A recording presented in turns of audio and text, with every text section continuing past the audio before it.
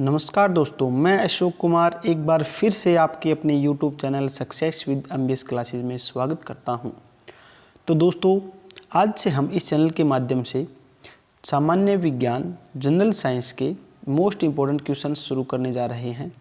ये जो सारे क्वेश्चंस किसी न किसी एग्ज़ाम के अंदर पूछे गए हैं और अभी जो हम क्वेश्चंस करेंगे ये सारे questions assistant loco pilot ALP Railways के अंदर पूछे गए हैं।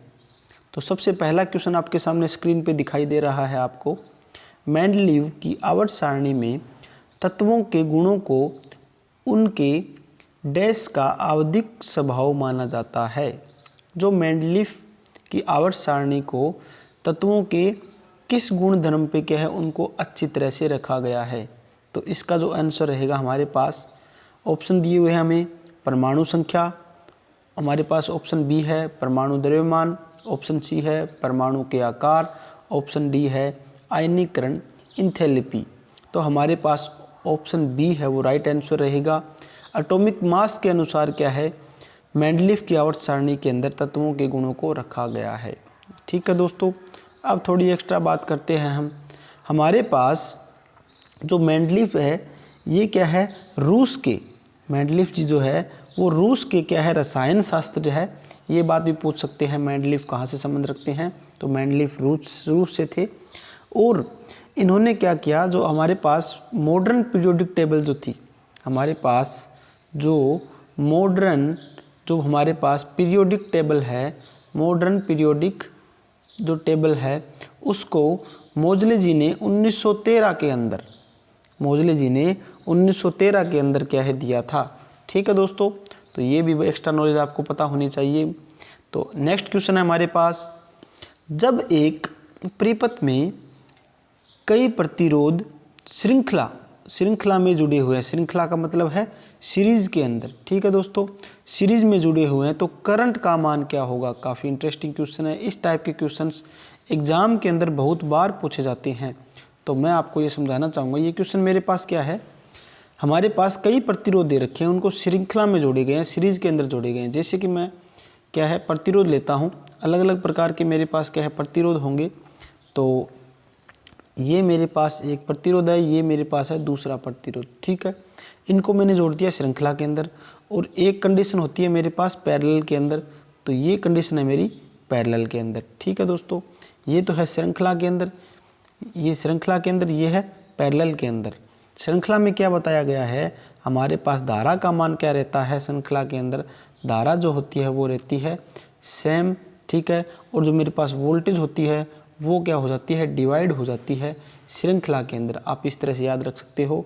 और पैरेलल के अंदर क्या कंडीशन है, पैरेलल के अंदर तो मेरी धारा होगी, धारा क्या हो जाएगी डिवाइड हो जाएगी, और जो मेरी वोल्टेज होगी वो क्या रहती है सेम रहती है पैरेलल के अंदर। ठीक है दोस्तों, तो इसके अंदर जो हमें दे रखा है हमारे पास करंट का मान पूछा गया है, तो करंट का मान क्या है एक ही रहता है, रिमेन दी सेम। ठीक है दोस्तों, तो करंट का मान क्या रहेगा सेम ही रहने वाला है। ठीक है, अब हमारे पास जो नेक्स्ट क्वेश्चन है जो कि आपको स्क्रीन पे दिखाई दे रहा होगा, एक परमाणु में न्यूट्रॉन की संख्या किसके बराबर होती है। जो न्यूट्रॉन की संख्या है वो किसके बराबर होती है परमाणु के अंदर, ये पूछा गया है। जो हमारे पास एटम होता है, तो एटम के अंदर न्यूट्रॉन की संख्या पूछी गई है। तो हमारे पास ऑप्शन दे रखे हैं द्रव्यमान संख्या, दूसरा ऑप्शन है द्रव्यमान संख्या के में से माइनस करना है परमाणु की संख्या, तीसरा ऑप्शन है हमारे पास परमाणु संख्या, और चौथा ऑप्शन है हमारे पास इलेक्ट्रॉनों की संख्या। तो हमारे पास इसमें से राइट आंसर होगा द्रव्यमान जो संख्या में से माइनस करेंगे परमाणु की संख्या, तो हमारे पास क्या होगा न्यूट्रॉन की संख्या हम आसानी से निकाल सकते हैं। ठीक है दोस्तों, उम्मीद करता हूँ ये भी आपको समझ में आ गया होगा। इसकी थोड़ी सी अलग एक्स्ट्रा बात करते हैं हम। हमारे पास क्या होता है एटम के अंदर क्या है, हमारे पास सबसे पहले बीच का जो हमारे पास के अंदर है ये इसको बोलते हैं नाभिक। उसके चारों ओर क्या है इस तरह से कक्ष बने होते हैं। इन कक्ष के अंदर क्या है हमारे पास जो इलेक्ट्रॉन है वो मूवमेंट करते हुए, ठीक है, इलेक्ट्रॉन क्या है मूवमेंट करते रहते हैं। और इस कक्ष के हमारे नाभिक के अंदर जो हमारे पास ये नाभिक है, नाभिक के अंदर हमारे पास क्या होता है, नाभिक के अंदर सबसे पहले क्या है आपको पता होना चाहिए, एक तो होता है प्रोटॉन, एक होता है हमारे पास इलेक्ट्रॉन और एक होता है न्यूट्रॉन। ये बात पता होनी चाहिए आपको। प्रोटॉन के अंदर क्या है हमारे पास धनात्मक आवेश होता है, पॉजिटिव होता है, और इलेक्ट्रॉन के अंदर क्या है मेरे पास ऋणात्मक यानी नेगेटिव आवेश, और जो मेरे पास न्यूट्रॉन होता है वो क्या होता है मेरा, न्यूट्रॉन होता है उदासीन। ठीक है दोस्तों, न्यूट्रॉन मेरा उदासीन होता है, मतलब इस पर नेट जो आवेश होता है वो क्या होता है, इस पर जीरो होता है, शून्य होता है। ठीक है दोस्तों, तो नेक्स्ट क्वेश्चन है मेरे पास, सर्च लाइट का परावर्तक इसके अंदर दे रखा है, द सर्च लाइट का परावर्तक मतलब रिफ्लेक्टर कौन सा है। ठीक है दोस्तों, तो सर्च लाइट का जो परावर्तक है, रिफ्लेक्टर है, वो कौन सा होगा। तो इसके अंदर क्या है, हमें मिरर दे रखे हैं। कौन कौन से मिरर है, सबसे पहला ऑप्शन दिया हुआ मुझे कन्वेक्स जिसे बोलते हैं उत्तल दर्पण, दूसरा है कॉनकेव जिसे बोलते हैं अवतल दर्पण, तीसरा है सिलेंड्रिकल जिसे बोलते हैं बेलनाकार, और चौथा है प्लेन मिरर जिसे बोलते हैं समतल दर्पण। तो हमारे पास इस क्वेश्चन का राइट आंसर क्या रहेगा, सर्च लाइट का परावर्तक कौन सा होगा। सर्च लाइट का परावर्तक होता है अवतल दर्पण, जो कि मोस्ट इंपॉर्टेंट क्वेश्चन है, एग्जाम के अंदर बहुत बार पूछा जाता है।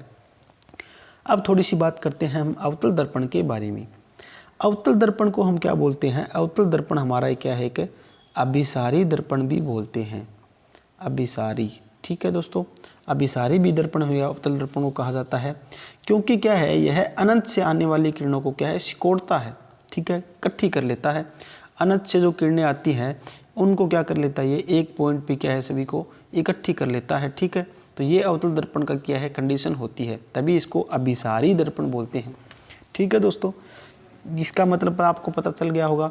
और क्या है, जो अवतल दर्पण है इसका जो उपयोग है हम कहाँ कहाँ करते हैं, आपको पता होगा। जो हमारे पास गाड़ी की जो हेडलाइट है, जो हमारे पास गाड़ी की जो हेडलाइट है, हेडलाइट के अंदर भी हम क्या है, अवतल दर्पण को ही यूज़ करते हैं।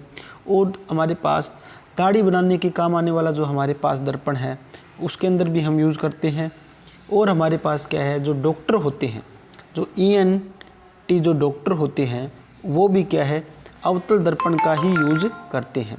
ठीक है दोस्तों, तो उम्मीद करता हूँ आपको अच्छी तरह से ये अवतल दर्पण के बारे में समझ में आ गया होगा, पता चल गया होगा। नेक्स्ट क्वेश्चन दिया हुआ है आपके पास। नेक्स्ट क्वेश्चन है, पानी को ब्लीचिंग पाउडर में मिलाने पर कौन सी गैस निकलती है। पानी के अंदर अगर हम ब्लीचिंग पाउडर मिला देंगे तो कौन सी गैस निकलेगी। उसके अंदर आप हमारे पास ऑप्शन दिए हुए हैं, कार्बन डाइऑक्साइड गैस निकलेगी, या फिर हाइड्रोजन, या ऑक्सीजन, या क्लोरीन गैस। तो आप सोच कर देखोगे, हमारे पास जो पानी है, पानी को ब्लीचिंग पाउडर में मिलाने पर मिलाएंगे तो हमारे पास क्लोरीन गैस क्या है, बाहर निकलेगी। ठीक है दोस्तों, इस गैस के बारे में भी एग्जाम में बहुत बार क्वेश्चन पूछे जाते हैं क्लोरीन के ऊपर, तो मैं थोड़ा सा आपको एक्स्ट्रा नॉलेज बताता हूँ क्लोरीन की क्या होती है। हमारे पास जो हमारे विरंजक के रूप में क्या है, सूती कपड़ों, कागज़ आदि रंग उड़ाने में यूज़ करते हैं हम। क्लोरीन का जो यूज़ करेंगे हम, जो हमारे पास विरंजक के रूप में यूज़ करते हैं क्लोरीन को। ठीक है, विरंजक। ठीक है दोस्तों, ये बात भी आपको पता होनी चाहिए, हम क्लोरीन को विरंजक के रूप में यूज करते हैं। और हमारे पास क्या है, जो क्लोरीन गैस है वो कौन सी होती है, एक रोगाणुनाशक गैस है, ये एक रोगाणुनाशक गैस है, क्लोरीन गैस है वो रोगाणुनाशक गैस होती है, जो रोगों से क्या है, लड़ती है ये क्लोरीन गैस। ठीक है, अगर हम क्लोरीन गैस को पानी के अंदर मिला दिया जाए, पानी के अंदर हम डालते हैं क्लोरीन को पानी में डालते हैं इसलिए क्योंकि उसके अंदर, पानी के अंदर जो भी रोगाणुनाशक जितने भी हमारे पास रोगाणु होते हैं उनको क्या है, ये नष्ट कर देती है क्लोरीन गैस। ठीक है, तो पानी को क्या है, साफ रखने में काम आती है। क्लोरीन जो गैस है, क्लोरीन को हम विषैला गैस बोलते हैं। जो क्लोरीन गैस है हमारी, क्लोरीन वो क्या है, हमारे पास एक विषैली गैस है। ठीक है, विषैली गैस है, ये भी आपको पता होना चाहिए क्लोरीन के बारे में। ठीक है दोस्तों, उम्मीद करता हूँ आपको ये पॉइंट भी आपको अच्छी तरह से समझ में आ रहे हैं। जितने भी हम पॉइंट एक्स्ट्रा नॉलेज ले रहे हैं वो आपके लिए काफ़ी महत्वपूर्ण रहते हैं। तो अब नेक्स्ट क्वेश्चन है मेरे पास, आपको दिया हुआ स्क्रीन पे, निम्नलिखित में से किस अभिक्रिया द्वारा उच्च प्रतिक्रिया वाली धातुओं का निष्कासन होता है। इसके अंदर क्या है, हमारे पास निम्नलिखित में से किस अभिक्रिया द्वारा उच्च प्रतिक्रिया वाली धातु, जो कि हाई रिएक्शन वाली जो हमारे पास धातुओं हो, उसका हम निष्कासन करते हैं। निष्कासन मतलब प्योरीफाई जो हमारे पास है वो करते हैं। ठीक है दोस्तों, तो इसका मतलब क्या है, हमें देखना होगा हमारे पास ऑप्शन कौन सा सही रहेगा, ये हमें देखना होगा इसके अंदर। तो ऑप्शन दे रखा है सबसे पहले उपयुक्त एजेंट द्वारा अपचयन, इलेक्ट्रोलाइसिस द्वारा, कैल्सिनेशन द्वारा, रोस्टिंग द्वारा।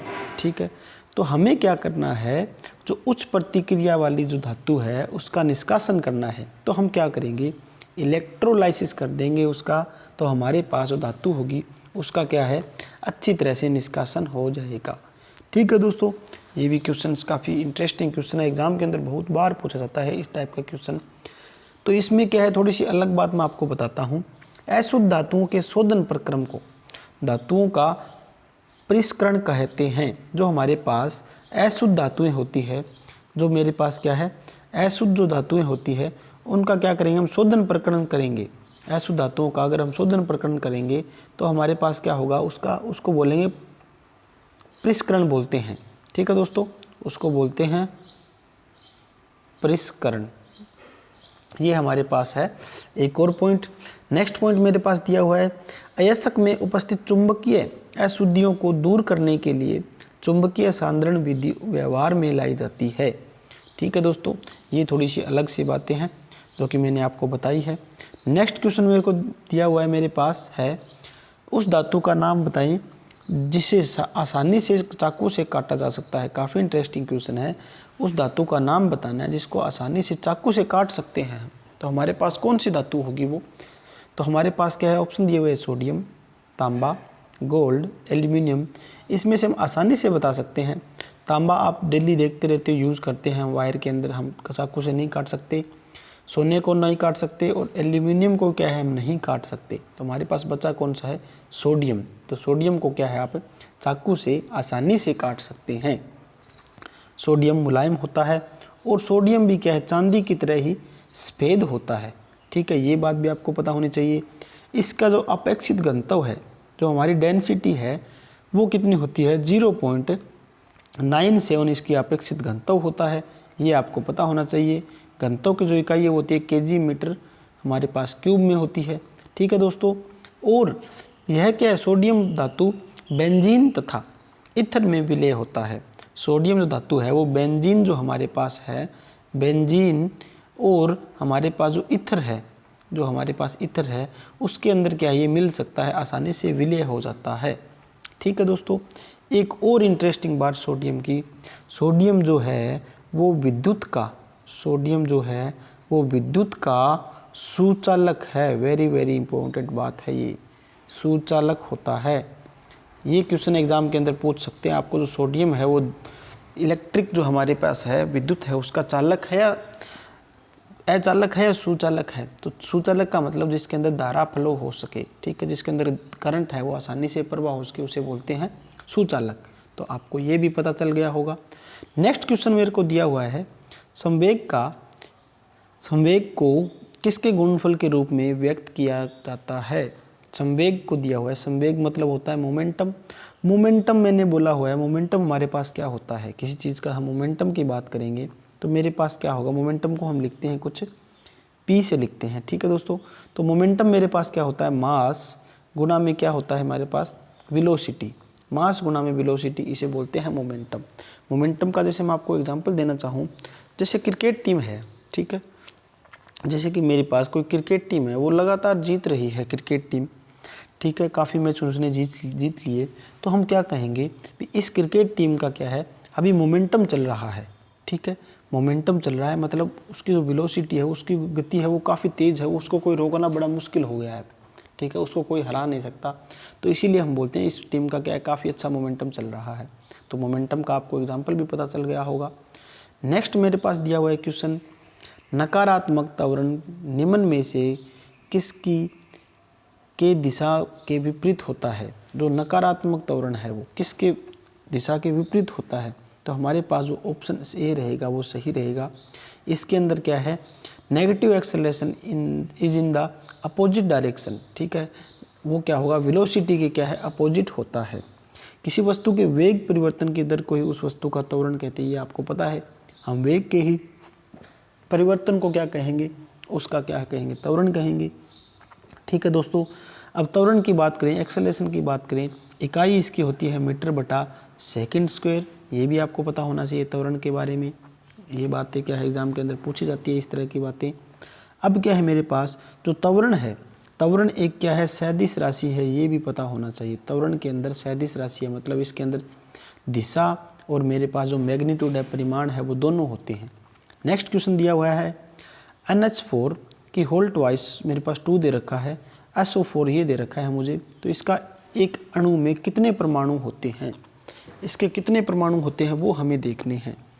तो इसके अंदर क्या रहेगा मेरे पास, हम निकाल सकते हैं। सबसे पहले क्या है, ये 2 बाहर है तो अंदर अन के साथ भी 2 होगा तो 2 प्लस लिख दिया। H के साथ 4 है और 2 और अंदर लेके जाएं तो 4 दूनी कितने हो जाएंगे, 8 हो जाएंगे। ठीक है, अब आगे मेरे पास क्या है S है, S का कितना होता है 1 होता है, और आगे क्या है 4 है O का, तो मेरे पास O 4 लिखेंगे।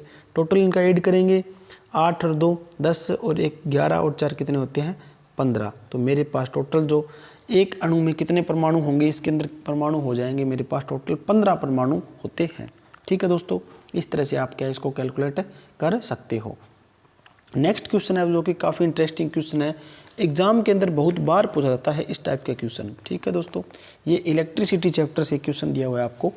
तो इसके अंदर हमें दे रखा है 1 kWh बराबर किसके होता है हमारे पास, तो 1 kWh बराबर होता है, ऑप्शन दे रखा है 3.6 × 10⁻⁻5 जूल, आगे -6 दे रखा है पावर, यहाँ पर -5 दे रखा है, और सी ऑप्शन दे रखा है जो कि हमारा राइट आंसर रहेगा 3.6 × 10⁻6 जूल। ठीक है दोस्तों, तो ये हमें पता होना चाहिए 1 kWh के बारे में। अब हमारे पास 1 kWh का मतलब होता है, 1 kWh का मतलब होता है हमारे पास 1000 जो वाट है उसको क्या करते हैं हम, अगर 1 हावर से गुणा करेंगे तो हमारे पास क्या होगा 1 kWh निकल जाएगा। ठीक है दोस्तों, अब क्या है, अब हमारे पास जैसे 1000 वाट दे रखा है गुणा में 1 हावर, हावर की बात करें तो हावर के अंदर कितने सेकंड होते हैं हमारे पास 3600 सेकंड होते हैं। अब हम इसको टोटल हल करेंगे, सोल्व करेंगे तो मेरे पास ऑप्शन नंबर डी से ही मिलेगा। ठीक है, इस तरह से क्या है हमें ये निकाल सकते हैं। तो और KW जो हमारे पास इलेक्ट्रिक एनर्जी जो है उसकी क्या है इकाई हमेशा जूल में ही लेते हैं। ठीक है दोस्तों, ये भी आपको पता होना चाहिए। क्वेश्चन नेक्स्ट दे रखा है हमें ऑक्टेक्स्ट वर्गीकरण के न्यूलैंड लॉ में निम्नलिखित में से कौन सा अंतिम तत्व है। ठीक है, ऑक्टेक्स वर्गीकरण के न्यूलैंड लॉ में निम्नलिखित में से कौन सा अंतिम तत्व है, अंतिम तत्व कौन सा होगा हमारा इसके अंदर। तो आपको पीरियोडिक टेबल के बारे में अच्छी तरह से पता होना चाहिए, पीरियोडिक टेबल की नॉलेज होनी चाहिए, उसमें से बहुत बार क्वेश्चन पूछे जाते हैं एग्जाम के अंदर। तो हमारा यहाँ पर जो अंतिम तत्व होगा वो होगा थोरियम। ठीक है, जो कि न्यूलैंड लॉ की जो हमारे पास टेबल उन्होंने बनाई थी उसके हिसाब से थोरियम को लास्ट तत्व माना गया है। ठीक है दोस्तों, और नेक्स्ट क्वेश्चन है मेरे पास प्रतिरोध दे रखा है मुझे। अब प्रतिरोध की SI इकाई हमें पता होनी चाहिए, रेजिस्टेंस की। वेरी वेरी इंपॉर्टेंट क्वेश्चन है, एग्जाम के अंदर इस टाइप के क्वेश्चन पूछे जाते हैं। तो प्रतिरोध की इकाई हमें पता है सभी को, ओम होती है। कूलाम हमारे पास आवेश की इकाई होती है। जूल हमारे पास किसकी होती है, वर्क की, हीट की होती है। ठीक है, जो हमारे पास वर्क है, हीट है, इसकी इकाई क्या होती है हमारे पास जूल होती है। और एक एनर्जी, एनर्जी की इकाई भी क्या होगी जूल ही होगी। न्यूटन किसकी इकाई होती है, न्यूटन होती है फोर्स की इकाई। ठीक है दोस्तों, ये बातें आपको पता होनी चाहिए। तो उम्मीद करता हूँ यहाँ तक आपको ये जो सेशन रहा हमारे पास, जो काफ़ी इंटरेस्टिंग क्वेश्चंस रहे, वो सारे अच्छी तरह से समझ में आ गए हैं। अगर फिर भी किसी प्रकार की कोई दिक्कत हो तो आप हमें कमेंट बॉक्स में बता सकते हैं। ठीक है दोस्तों, मिलते हैं नेक्स्ट लेक्चर के अंदर। धन्यवाद दोस्तों।